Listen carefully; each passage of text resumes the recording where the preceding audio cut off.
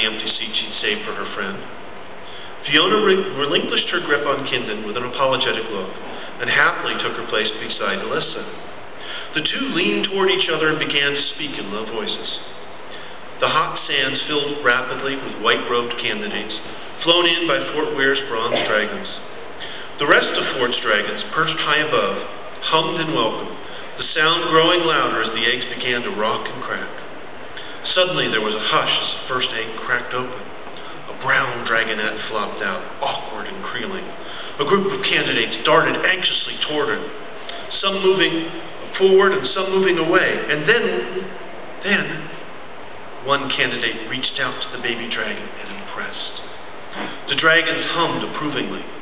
Another dragonette burst forth from its egg, and another. From the stands, it seemed as though a tide of white-robed candidates flowed and ebbed around the blue, green, brown, and bronze dragonettes until finally one white-robed candidate stood protectively beside each dragonette as the miracle of impression was repeated. "Look there," Fiona called, pointing toward one of the larger eggs. "Is that a queen?" "Could be," Kindon said. A great rent appeared in the shell, followed moments later by a golden head. "It is!" The little queen made quick work of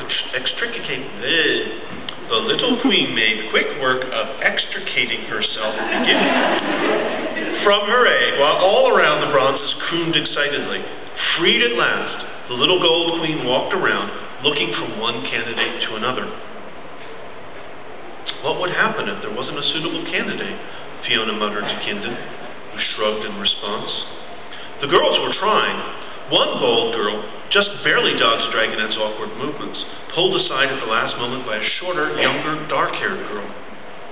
Kentai had overheard the exchange. "There are records," he said, looking uncomfortable. "Well, she's coming this way," Alyssa noted with excitement. "We're near the exit to the bowl," Kentai remarked. "Maybe she's looking for someone out there." She wasn't. Still ignoring the girls clustered around her, even the bold, dark-haired one that Fiona would have thought she'd like, the dragonette lurched over to the visitor stands. She looked up into the stand and squealed desperately. Kindon and Bemin exchanged alarmed looks as the little gold gazed toward Fiona. Fiona's eyes grew wide with shock, and she glanced worriedly at Lord Bemin. Bemin seemed to wilt in despair. Fiona was his last surviving child. But he recovered and nodded weakly. "What's her name?"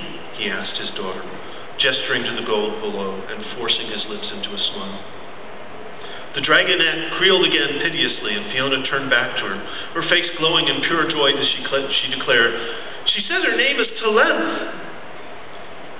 Kindon picked out Clear and Seska climbing down the steps toward them. It was obvious from the look on her face that Seska had taken in the full import of the event. She would handle things from here.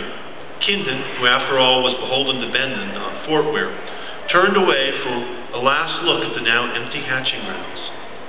For a moment, a very brief moment, before the egg had proved to be a gold, Kindon had imagined what might have happened if he had